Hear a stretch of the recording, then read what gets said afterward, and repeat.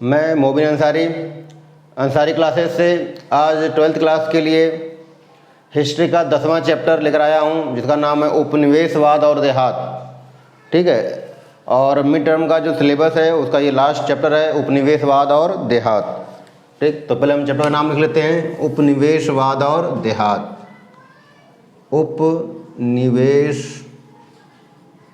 उपनिवेशवाद और देहात।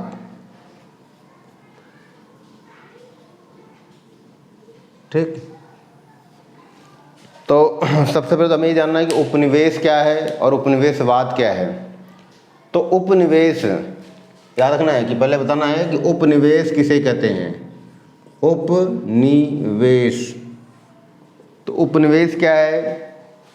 जब एक शक्तिशाली देश अपने से कमज़ोर देश पर, जब एक शक्तिशाली देश अपने से कमज़ोर देश पर आक्रमण करके अधिकार कर लेता है और वहाँ का प्रशासन उसी देश के द्वारा चलाया जाता है जिसने उस पर अधिकार किया, इसे उपनिवेश कहा जाता है। और इस विचारधारा या इस प्रक्रिया को उपनिवेशवाद कहा जाता है। दोबारा सुनना है, जैसे हमने कहा कि कोई ताकतवर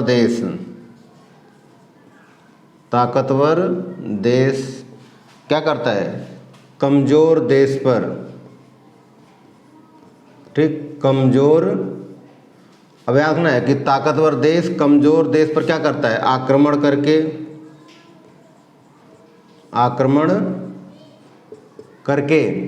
क्या कर लेता है? अधिकार कर लेता है। ठीक, आक्रमण करके अधिकार कर लेता है। ठीक है, तथा यहाँ का प्रशासन, मतलब कमज़ोर देश का प्रशासन, यहाँ का प्रशासन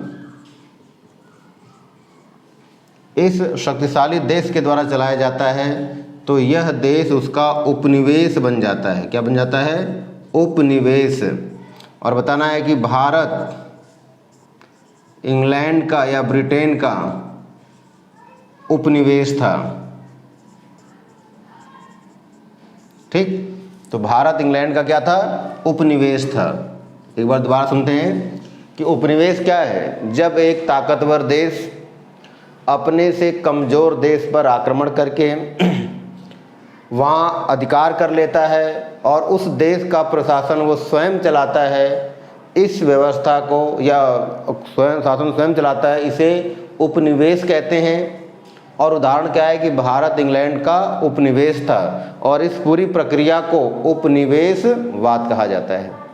तो कभी प्रश्न आ जाए कि उपनिवेश क्या है या उपनिवेशवाद क्या है, तो उपनिवेश मैंने बता दिया और इस प्रक्रिया को उपनिवेशवाद कहा जाता है। तो ध्यान रखना है कि उपनिवेश क्या है मैंने बता दिया, और उपनिवेशवाद क्या है, जो प्रक्रिया होती है उसे उपनिवेशवाद कहा जाता है। ठीक है, देहात का मतलब गांव। तो पहले हम अब लोग नेक्स्ट क्वेश्चन पढ़ेंगे इस चैप्टर में। जो क्वेश्चन है सबसे इम्पोर्टेंट, कि ब्रिटिश काल में भू राजस्व प्रणाली कौन कौन सी थी। क्वेश्चन है कि ब्रिटिश काल में भू राजस्व प्रणाली कौन कौन सी थी। ठीक है, अलग से क्वेश्चन भी आता है। मेन क्वेश्चन है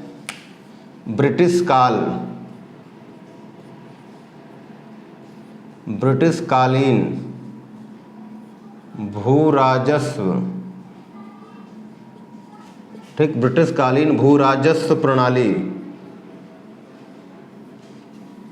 ठीक है, क्वेश्चन ऐसे पूछ सकता है और क्वेश्चन 8 नंबर का भी आ सकता है, क्योंकि कई बार बोर्ड एग्जाम में आया हुआ है कि ब्रिटिशकालीन भू राजस्व प्रणाली या ब्रिटिशकालीन भू राजस्व व्यवस्था का उल्लेख कीजिए। ठीक, और ये क्वेश्चन 3 पार्ट में है, तो हम तीनों को अलग अलग पढ़ाएंगे। ठीक है, ताकि हमें याद रखना है।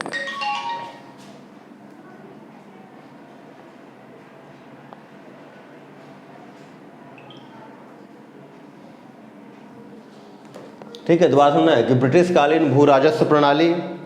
तो क्वेश्चन आया हुआ है कि ब्रिटिशकालीन भू राजस्व प्रणाली की व्याख्या कीजिए।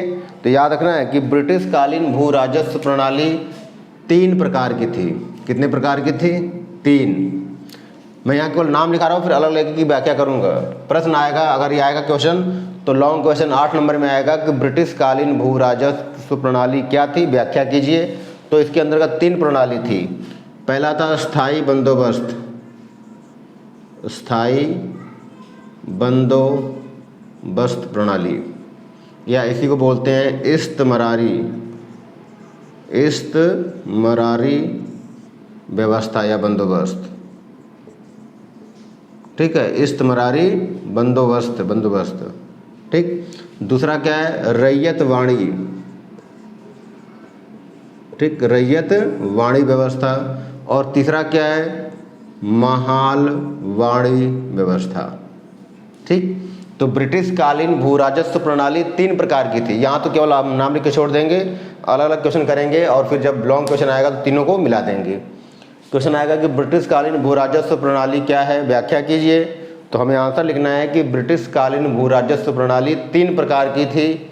तीनों के हम नाम लिखेंगे। पहला क्या है, स्थायी बंदोबस्त या इस्तिमरारी, दूसरा रैयत वाणी और तीसरा महाल वाणी। ठीक है, अब इन तीनों के बारे में एक एक व्याख्या करेंगे। अब हम लोग अलग से क्वेश्चन लिखेंगे। स्थायी बंदोबस्त क्या है, इसके क्या उद्देश्य थे, इसके लाभ और हानि क्या हुई। तो हम नेक्स्ट क्वेश्चन लिखेंगे। क्वेश्चन है स्थायी बंदोबस्त व्यवस्था।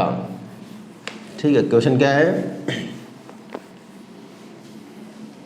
क्वेश्चन मैं बोल दे रहा हूँ, आप लोग नोट करना आपको। ठीक है, क्वेश्चन है स्थायी बंदोबस्त व्यवस्था क्या है। क्वेश्चन क्या है, स्थायी बंदोबस्त व्यवस्था क्या है, इसकी विशेषताओं का उल्लेख कीजिए, या इसके क्या उद्देश्य थे, या इसके गुण और दोष क्या थे। कुछ भी आया स्थायी बंदोबस्त पे, तो अब जो मैं बताने जा रहा हूँ वही लिखना है। इसका दूसरा नाम क्या है, इस्तमरारी बंदोबस्त। ठीक है, दोबारा सुनना है। स्थायी बंदोबस्त व्यवस्था क्या पूछे या इस्तमरारी बंदोबस्त व्यवस्था पूछे, आंसर सेम है। ठीक है, क्वेश्चन लिखना है कि स्थायी बंदोबस्त व्यवस्था क्या है, इसकी विशेषताओं का उल्लेख कीजिए। तो अब एक एक करके पढ़ेंगे। पहला पॉइंट पढ़ेंगे कि स्थायी बंदोबस्त व्यवस्था, स्थायी बंदोबस्त व्यवस्था 22 मार्च 1793, स्थायी बंदोबस्त व्यवस्था 22 मार्च 1793 को कौन प्रारंभ किया था, तो लॉर्ड कॉर्नवालिस ने। किसने, लॉर्ड कॉर्नवालिस। ठीक, तो पहला पॉइंट हो गया कि स्थायी बंदोबस्त व्यवस्था कब प्रारंभ हुई, तो 22 मार्च 1793। किसने शुरू की, तो लॉर्ड कॉर्नवालिस। लॉर्ड कॉर्नवालिस कौन था, तो उस समय भारत का गवर्नर था। कौन था, तो लिख देता हूँ, भारत का गवर्नर। ठीक, गवर्नर जनरल। ठीक है, तो लॉर्ड कॉर्नवालिस कौन था, भारत का गवर्नर जनरल। तो पहला पॉइंट हो गया कि स्थायी बंदोबस्त व्यवस्था कब शुरू हुई, 22 मार्च 1793 को लॉर्ड कॉर्नवालिस के द्वारा। प्रश्न आता है कि स्थायी बंदोबस्त व्यवस्था सबसे पहले कहाँ लागू हुई, तो याद रखना सबसे पहले बंगाल में लागू हुई। कहाँ लागू हुई, बंगाल में। ठीक, तो दूसरा पॉइंट क्या बता देना है कि स्थायी बंदोबस्त व्यवस्था सबसे पहले बंगाल में लागू हुई। तीसरा पॉइंट बताना है कि इस व्यवस्था के अंतर्गत जमीन का मालिक, इस व्यवस्था के अंतर्गत जमीन का मालिक जमींदार को बनाया गया। किसको बनाया गया, जमींदार को बनाया गया। ठीक, दोबारा सुनना है। ठीक, ये पहला पॉइंट, ये दूसरा पॉइंट और ये तीसरा पॉइंट। क्या बताना है कि स्थायी बंदोबस्त व्यवस्था में जमीन का मालिक जमींदार को बनाया गया। स्थायी बंदोबस्त व्यवस्था में जमीन का मालिक किसको बनाया गया, जमींदार को बनाया गया। और चौथा पॉइंट बताएंगे कि इस व्यवस्था में कर की दर को निश्चित कर दिया गया। कर की दर को क्या कर दिया गया, निश्चित कर दिया गया। ठीक, दोबारा सुनना है। नेक्स्ट पॉइंट में जो भी है, चौथा पॉइंट है कि स्थायी बंदोबस्त व्यवस्था के अंतर्गत कर की दर को, कर मतलब टैक्स, ठीक, कर की दर को क्या कर दिया गया, स्थायी कर दिया गया, निश्चित कर दिया गया। और ये कर जमींदारों से लिया जाता था। कर किसे लिया जाता था, जमींदारों से। और जमींदारों का काम था कि वो किसानों से जिस रूप में चाहे उस रूप में कर वसूल करे। दोबारा सुनना है कि इस व्यवस्था के अंतर्गत जमीन का मालिक जमींदार को बना दिया गया और कर की दर को निश्चित कर दिया गया। कर की दर को क्या कर दिया गया? निश्चित कर दिया गया।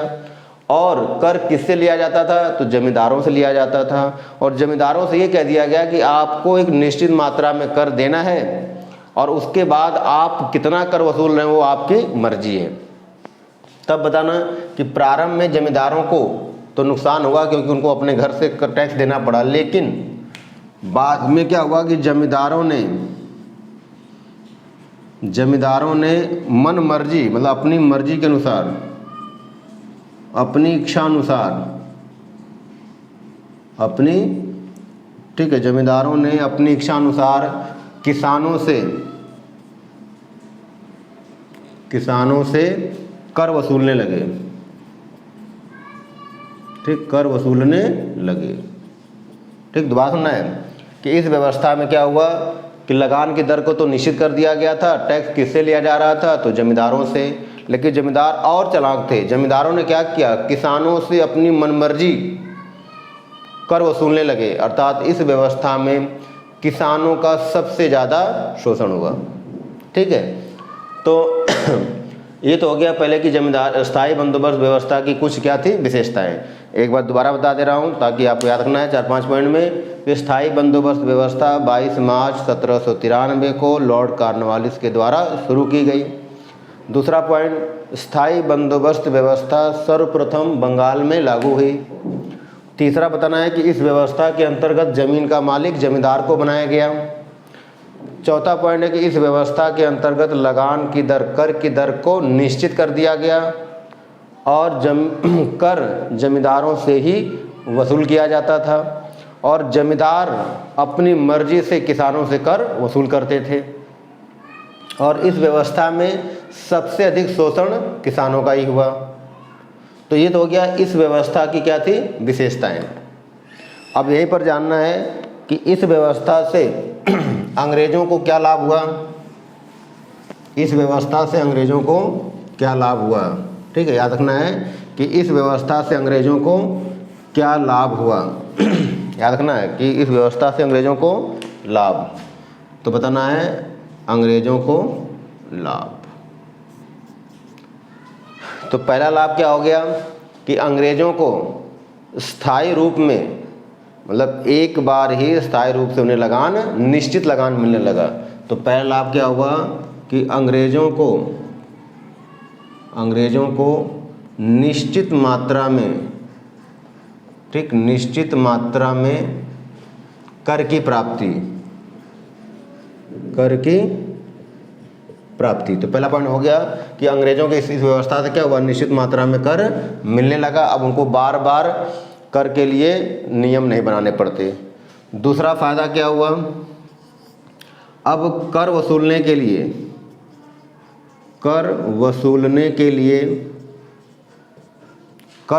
के लिए अलग से कर्मचारियों की नियुक्ति नहीं करनी पड़ती। कर वसूलने के लिए कर्मचारियों की नियुक्ति नहीं करनी होती या नहीं करनी पड़ती।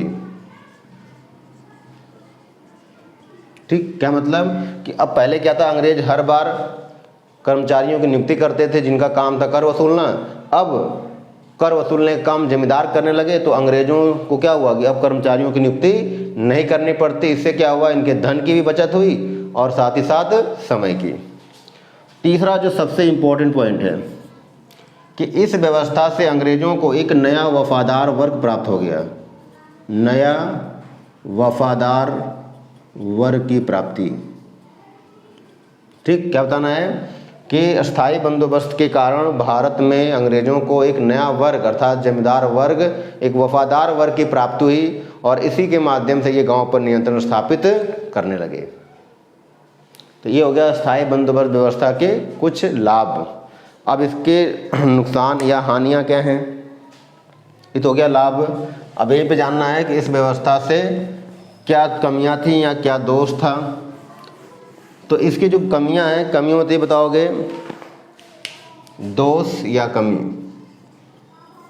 ठीक, तो पहला कमी ये है किसानों का अत्यधिक शोषण, किसानों का अत्यधिक शोषण, मतलब हमने कहा ना कि इस व्यवस्था में क्या था कि कर तो जमींदारों से वसूल किया गया, जमींदारों के लिए तो कर को निश्चित कर दिया गया, लेकिन किसानों के लिए या किसानों से कितना कर वसूलना ये निश्चित नहीं था, जिससे जमींदारों ने बलपूर्वक अपनी मर्जी से जितना चाहो उतना किसानों से कर वसूल किया। तो इस व्यवस्था में किसानों का सबसे अधिक शोषण हुआ। दूसरा पॉइंट क्या हुआ? दूसरा ये है कि अंग्रेज जितना सोच रहे थे उनको उससे ज़्यादा जमींदारों को लाभ हुआ। तो बताना क्या है कि जमींदारों को अधिक लाभ, जमींदारों को अधिक लाभ, मतलब प्रारंभ में तो जमींदारों को नुकसान हुआ, लेकिन बाद में जमींदारों ने क्या किया, धीरे धीरे अपनी मर्जी से इतना कर वसूल लिए कि जमींदार बहुत ज़्यादा अमीर हो गए। ठीक, तो ये हो गया आपका स्थायी बंदोबस्त व्यवस्था क्या है, उसके लाभ और उसकी दोष या कमियाँ। तो एक क्वेश्चन पूरा हो गया हमारा, स्थायी बंदोबस्त क्या है। अब यहीं पर एक जानना है क्वेश्चन, सूर्यास्त कानून किसे कहते हैं? क्वेश्चन है सूर्यास्त कानून क्या है। ठीक, याद रखना है सूर्यास्त कानून किसे कहते हैं। ठीक है, क्वेश्चन क्या है, सूर्यास्त कानून क्या है। तो बताना है कि सूर्यास्त कानून सबसे पहले बंगाल में ही लागू हुआ था। इसके अंतर्गत लगान, हमने बताया था कि लगान की कर को निश्चित कर दिया गया था। तो बताना कि एक ऐसी व्यवस्था जिसमें जमींदारों से कर वसूल करने की एक निश्चित तिथि होती थी, उस निश्चित तिथि के दिन सूर्य अस्त होने से पहले जमींदारों को अपने लगान या जमींदारी चुकानी पड़ती थी, और यदि कोई जमींदार अपने लगान को नहीं चुका पाता तो उसकी जमींदारी को छीन लिया जाता था। दोबारा सुनना है कि सूर्यास्त कानून क्या है कि जमींदारों को एक निश्चित तिथि के दिन सूर्य अस्त होने से पहले कर को चुकाना पड़ता था। जो जमींदार कर नहीं चुका पाता उसकी जमींदारी छीन ली जाती। इस कानून को सूर्यास्त कानून कहा गया। सूर्य अस्त अर्थात हमने क्या कहा कि लगान चुकाने की एक निश्चित तिथि होती थी, और उस तिथि के दिन सूर्य अस्त होने से पहले जमींदारों को अपनी जमींदारी या लगान चुकाना पड़ता था, और जो जमींदार अपना लगान नहीं चुका पाता उसकी ज़मीन को छीन लिया जाता या नीलाम कर लिया जाता। इसे सूर्यास्त कानून कहा गया।